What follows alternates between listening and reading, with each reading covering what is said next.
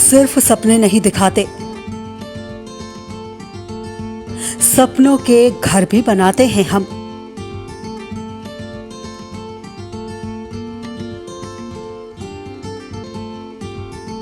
इरादे हो उड़ने के तो हौसलों को पंख लगाते हैं हम।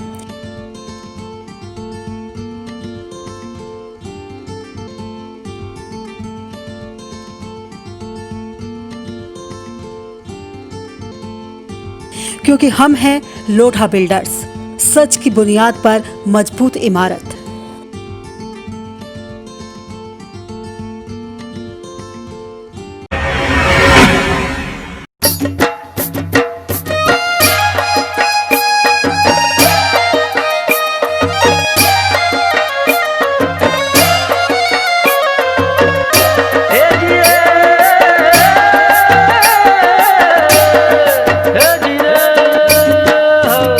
लाइव 24 की तरफ से आप सभी देशवासियों को शारदीय नवरात्रि की ढेर सारी शुभकामनाएं। स्वागत है आप सभी का इंडिया लाइव 24 में। आपके साथ मैं हूं राखी खंडूरी, हाजिर हूं तमाम देश और दुनिया की छोटी बड़ी खबरों के साथ। तो चलिए बढ़ते हैं खबरों की तरफ। भदोई में हर साल इन दिनों जनपद के लगभग हर गांव, कस्बे और शहरों में अलग अलग जगहों पर रामायण का मंचन होता था, लेकिन इस बार लॉकडाउन की वजह से इसका दायरा सीमित हो गया है। कुछ जगहों पर ही रामायण का कार्यक्रम चल रहा है।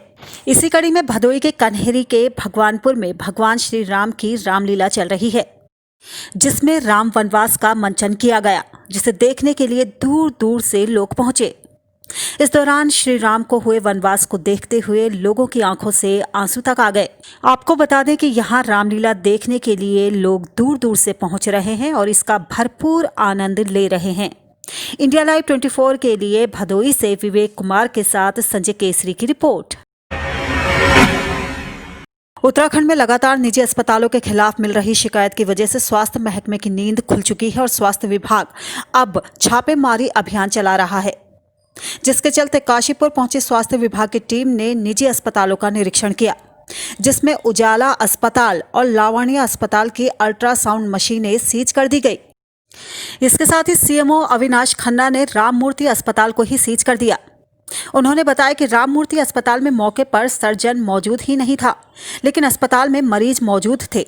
उन्होंने बताया कि अस्पताल प्रबंधन से इस बारे में बात की गई तो पता चला कि सर्जरी के लिए ही ऑन कॉल डॉक्टर बुलाए जाते हैं, जिसके चलते अस्पताल को सीज किया गया है। उन्होंने बताया कि ये अभियान आगे भी जारी रहेगा।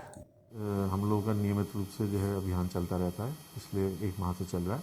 उसी क्रम में आज हम लोगों ने काशीपुर ब्लॉक को चयन किया था और सुबह ही हम लोग दोपहर के करीब आ गए थे, जिसमें हम लोगों ने 2-3 घंटे में 4 अस्पतालों की जांच की थी, जिसमें 2 अल्ट्रासाउंड मशीनें हमारे द्वारा जो है सीज की गई और तत्पश्चात एक वीडियो कॉन्फ्रेंसिंग अटेंड करने के बाद हम लोग दोबारा से निकले और एक राम मूर्ति नाम का अस्पताल था, जिसमें कि कुछ अनियमितताओं की शिकायत मिल रही थी, जिसमें हम लोगों ने डॉक्टर को तो यहाँ पे पाया जो MBBS है और फोरेंसिक मेडिसिन एक्सपर्ट है, लेकिन वार्ड में जब देखा गया तो BST पे कुछ सर्जरी के भी पेशेंट्स थे। जब मालूम किया गया तो प्रथम दृष्टया ये देखा गया कि वो जो सर्जन है वो एक जसपुर में है और एक मुरादाबाद में है।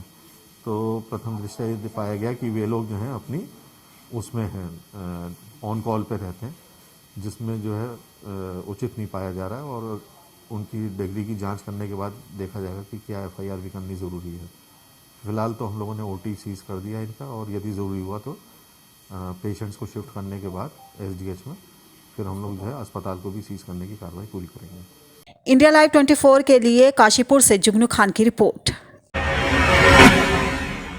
आज श्रीमान पुलिस अधीक्षक महोदय द्वारा थाना कोतवाली व महिला थाना में मिशन शक्ति अभियान के तहत स्थापित महिला हेल्प डेस्क का निरीक्षण किया गया। महिलाओं और युवतियों के साथ होने वाली घटनाओं को रोकने के लिए चल रहे मिशन शक्ति विशेष अभियान के तहत पुलिस अधीक्षक डॉक्टर ओम प्रकाश सिंह गुरुवार को शहर कोतवाली और महिला थाना पहुंचे, जहां स्थापित महिला हेल्प डेस्क का निरीक्षण किया गया। इसके संबंध में पूछताछ करते हुए संबंधितों को आवश्यक दिशा निर्देश दिए गए। उन्होंने मिशन शक्ति के बारे में महिलाओं और युवतियों को जागरूक करने का निर्देश दिया। एएसपी सिटी गोपीनाथ सोनी, क्षेत्राधिकारी ओजस्वी चावला के साथ ही अन्य पुलिस अधिकारी व कर्मचारी मौजूद रहे। इंडिया लाइव 24 के लिए गाजीपुर सिटी से पवन मिश्रा की रिपोर्ट। भाजपा मंडल द्वारा माननीय अमित शाह के जन्म दिवस को सेवा सप्ताह के रूप में ग्राम पंचायत आंतरदा में परकोटा के बालाजी के स्थान पर मनाया गया, जिसमें पौधरोपण व फल वितरण का कार्यक्रम हुआ। कार्यक्रम के मुख्य अतिथि छितर लाल राणा व अध्यक्षता मंडल अध्यक्ष मुकेश जिंदल ने की और संचालन मंडल महामंत्री मदन गुर्जर द्वारा किया गया। कार्यक्रम के दौरान जिला मंत्री सुनीता शर्मा, मंडल उपाध्यक्ष रेखराज नागर, ओबीसी मोर्चा मंडल अध्यक्ष कजोडी लाल प्रजापति, मंडल मंत्री चौथमल सैनी, शांति देवी, आईटी सदस्य सत्यनारायण कुशवाहा, शक्ति केंद्र प्रभारी महावीर दीक्षित, बूथ अध्यक्ष प्रेम जोशी, ब्रजेश तिवारी, लड्डू साहू व केशव दीक्षित, सत्यनारायण सैनी अन्य कार्यकर्ता मौजूद रहे। इंडिया लाइव 24 के लिए बूंदी से राकेश नामा की रिपोर्ट। उत्तर प्रदेश राज्य सड़क परिवहन निगम एटा के परिवार में चालक परिचालकों को यात्रा के दौरान महिलाओं से मधुर विहार करने व जन सम्मान यात्रियों को महिला सशक्तिकरण के संबंध में प्रशिक्षण प्रदान किया गया। शहर के मुख्य बस स्टैंड, टेम्पो स्टैंड व टैक्सी स्टैंड सहित अनेक प्रमुख स्थानों पर महिलाओं एवं बालिकाओं के सम्मान से संबंधित अपील के स्टिकर व बैनर आदि चिपकाए गए। इस अवसर पर सहायक संभागीय परिवहन अधिकारी प्रशासन एटा हेमचंद्र गौतम द्वारा उपस्थित जन समूह को समाज में महिलाओं एवं बालिकाओं के सुरक्षा व सम्मान को सुरक्षित रखने हेतु शपथ भी कराई गई। इस अवसर पर एटा के Shri DM Saxena, senior foreman Mujeeb Ahmad, junior foreman सहित परिवहन विभाग के समस्त अधिकारी व कर्मचारी उपस्थित रहे। प्रोग्राम हो रहा है आरटीओ ऑफिस में, इसकी क्या जानकारी है? ये उत्तर प्रदेश सरकार के द्वारा प्रायोजित महिला सशक्तिकरण से संबंधित मिशन शक्ति का प्रोग्राम माननीय मुख्यमंत्री जी के द्वारा दिनांक 17/10/2020 से लेकर के 25/10/2020 तक के लिए आयोजित कराया जा रहा है। विभिन्न विभागों के द्वारा महिला सशक्तिकरण के संबंध में जन जागरूकता अभियान, महिलाओं को जागरूक किया जाना, जन सामान्य को जागरूक किया जाना, ये सारे प्रोग्राम इसमें शामिल हैं। आज दिनांक 22/10/2020 को पूरे प्रदेश में परिवहन विभाग के द्वारा विशेष रूप से ये कार्यक्रम आयोजित किए जा रहे हैं। इसमें ऑडियो और वीडियो विजुअल के द्वारा विशेष रूप से चालकों को, परिचालकों को, रोडवेज के चालक परिचालकों को, प्राइवेट बसेस, टैक्सी, टेम्पो, उनके चालक परिचालकों को इस संबंध में जागरूक किया जाना है कि यात्रा के दौरान महिलाओं के साथ कैसा व्यवहार करें। यदि कोई घटना या दुर्घटना या कोई इस तरह की अवांछनीय तत्वों द्वारा कोई बात होती है तो उससे पुलिस को किस तरह से इन्फॉर्म करें या महिला की सुरक्षा किस तरह से करें। इस संबंध में ये वीडियो कार्यक्रम उत्तर प्रदेश सरकार परिवहन विभाग के द्वारा चलाया जा रहा है। इसके पश्चात परिवहन निगम की बसों में और प्राइवेट सेक्टर की बसों में हम लोगों के द्वारा महिला शक्ति के संबंधित जो भी लोगोज हैं वो लगाए जाएंगे। परिचालकों को संसूचित किया जाएगा कि वाहन चलाने से पहले जितनी भी सवारियां महिला और पुरुष बैठे हों उनको बताएं, उनको समझाएं कि महिला सशक्तिकरण क्या है, मिशन शक्ति क्या है। ये सारे प्रोग्राम आयोजित किए जा रहे हैं। ठीक। इंडिया लाइव 24 के लिए जिला एटा से संदीप शर्मा की रिपोर्ट। रामनगरी अयोध्या में दुर्गा पूजन विसर्जन स्थल तैयार करने से पहले सरयू तट पर भूमि पूजन किया गया, जिसके बाद केंद्रीय दुर्गा पूजा समिति ने विधिवत तरीके से विसर्जन स्थल तैयार करने का काम शुरू किया। कोरोना के चलते शहर में भले ही इस बार माता के बड़े बड़े पंडालों का आयोजन नहीं किया जाएगा, लेकिन बावजूद इसके शहर में सैकड़ों स्थलों पर माता रानी की प्रतिमाओं का पूजन अर्चन किया जा रहा है, जिन्हें दशमी तिथि को विधि विधान पूर्वक सरयू नदी के पास तैयार किए जा रहे इस विसर्जन स्थल पर विसर्जित किया जाएगा। कि हमारे समस्त पदाधिकारी गगन जायसवाल जी, जीएन चतुर्वेदी जी, घाट प्रभारी संजय श्रीवास्तव जी, सुप्रीत जी, अखिलेश पाठक, रंजीत शर्मा जी, अमित जी, सारे लोग यहाँ पर आज घाट की जो पूजा हो रही है, मुरली बत्रा जी, परंपरागत रूप से घाट का निर्माण शुरू होने से पूर्व यहाँ पर केंद्रीय समिति की तरफ से पूजा की जाती है, चुनरी सरयू मैया को चढ़ाई जाती है और घाट का विधिवत पूजन करने के बाद काम स्टार्ट होता है। प्रत्येक वर्ष के बाद ये कार्यक्रम था। पूरे जनपद में लगभग 1200 स्थानों पर दुर्गा पूजा की प्रतिमा बैठाई गई है, उसका विसर्जन होना है और 50 से 60% प्रतिमाएं घरों के अंदर इस बार कोरोना को देखते हुए जो शासन की गाइडलाइन है उसको देखते हुए घरों में बैठाई गई है।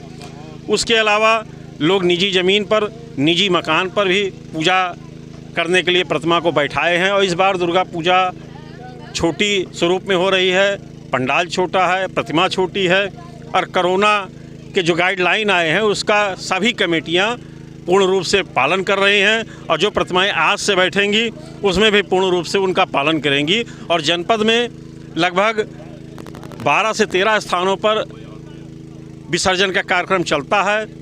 गोसाईगंज में, रुदौली में, भदरसा में, बीकापुर में, सब जगहों पर घाट का काम, प्रकाश की व्यवस्था, साफ सफाई, चिकित्सा सुविधा, ये सब घाटों पे करने की व्यवस्था हम लोगों ने जिलाधिकारी के बैठक में हम लोगों ने मांग की थी और जिलाधिकारी महोदय ने आश्वस्त किया था कि विसर्जन के समय सारी व्यवस्थाएं वहां पर पूर्ण रूप से लागू रहेंगी। कितनी जगह पे पंडाल लगाए गए हैं कि कोरोना को देखते हुए? लोगों ने अपने निजी भूमि पर प्रशासन से अनुमति लेकर पंडाल लगाए हुए हैं। छोटे पंडाल, छोटी प्रतिमाएं बैठाई हुई हैं। 20% जगहों पर छोटे पंडाल लगाए हैं, लेकिन अपनी निजी ज़मीन पर कहीं पर भी सड़क या प्रमुख मार्गों पर पंडाल नहीं लगाए गए हैं। इंडिया लाइव 24 के लिए अयोध्या से ब्रजेश सैन की रिपोर्ट। कोरोना काल में स्नातक निर्वाचन में एमएलसी के लिए मतदान हो रहे हैं। बात अगर कोशी स्नातक निर्वाचन इलाके की करें तो 1,01,362 स्नातक वोट कर रहे हैं। मतदान में भागलपुर, पूर्णिया, कटिहार, अररिया, किशनगंज, सहरसा, सुपौल, मधेपुरा, बांका, मुंगेर, लखीसराय, शेखपुरा, जमुई और खगड़िया जिले के स्नातक शामिल हो रहे हैं।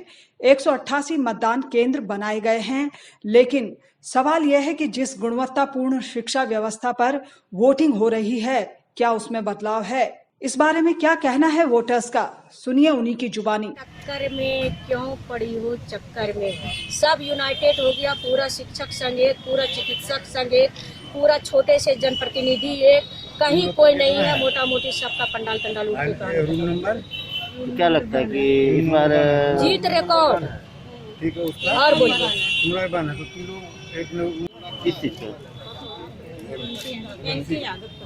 किस चीज का वोट देंगे? एनएलसी का। क्या इस मतलब जो वोट यहाँ देने के लिए आए हैं, क्या इसमें क्या लगता है कि शिक्षा में बदलाव आएगी? शायद लाए, बदलाव आए, बदलाव नहीं आए। एक चिकित्सक भी हैं, तो ये तो बहुत बड़ी बात है। क्या नाम है? जी सुबी। अभी तो शिक्षा के क्षेत्र में जैसे ये चुनाव होती है तो इसमें शिक्षकों के लिए ही होनी चाहिए, शिक्षा के लिए ही होनी चाहिए काम, लेकिन ऐसा होता नजर नहीं आ रहा। और इस सरकार में तो शिक्षा चौपट है, गमारों का जमात है शिक्षा, ना विद्यार्थी पढ़ने लायक है, ना टीचर पढ़ने। क्या बदलाव होगी इस बार? बदलाव होना ही चाहिए, शिक्षा क्षेत्र में विकास होना ही चाहिए, क्योंकि हम लोग शिक्षित हैं, हम लोग शिक्षा की मांग करते हैं, हमारे पास तो और कोई। क्या नाम है? क्या नाम है? नवीन कुमार झा। ये आपको तो पता ही है कि जो कोसी स्नातक क्षेत्र के नाम से ये जाना जाता था, इससे पहले ये छोटा नागपुर सह भागलपुर के नाम से जाना जाता था। शिक्षा का स्तर आप देख रहे हैं कि कॉलेज में विद्यार्थी नहीं आते हैं, चाहे वह कंस्टिट्यूएंट यूनिट हो या एफिलिएटेड यूनिट हो। उसके लिए ना तो सरकार के स्तर से कोई कार्य किया जाता है, न राजभवन के द्वारा कोई कार्य किया जाता है। जब बच्चे कॉलेज में नहीं आएंगे, शिक्षक नहीं पढ़ाएंगे तो स्तर तो स्पष्ट है, सिर्फ परीक्षाएं ली जाती है, बच्चे पास करते हैं, तो ये तो उद्योग खुल गया है। माफियाओं का राज है शिक्षा में। जब तक इसको समाप्त नहीं किया, मैं तो आदरणीय लाट साहब से यह अनुरोध करूंगा कि शिक्षा से कम ये सारी जो बाधाएं हैं उनको दूर की जाए, और बड़े आसानी से दूर हो सकते हैं। परीक्षा नियमित कर देने से बच्चों का स्तर नहीं बढ़ सकता है। तो क्या कोरोना के चलते चुनाव में क्या देखने के लिए आप तो देख रहे हैं लंबी लंबी लाइनें लगी हुई हैं, और मुझको तो लगता है कि प्रतिशत कम नहीं होगा, क्योंकि उम्मीदवारों ने बड़ी मेहनत करी है। क्या बदलाव भी होगी इस बार? बदलाव होने की संभावना तो दिख रही है, क्योंकि जो लोग आते हैं ना, सिर्फ एक बार जब जीत गए तो फिर 5 साल बाद ही नजर आते हैं। इंडिया लाइव 24 के लिए पटना से प्रवीण ओझा की रिपोर्ट। और इसी के साथ इस बुलेटिन में बस इतना ही। दीजिए इजाजत, नमस्कार।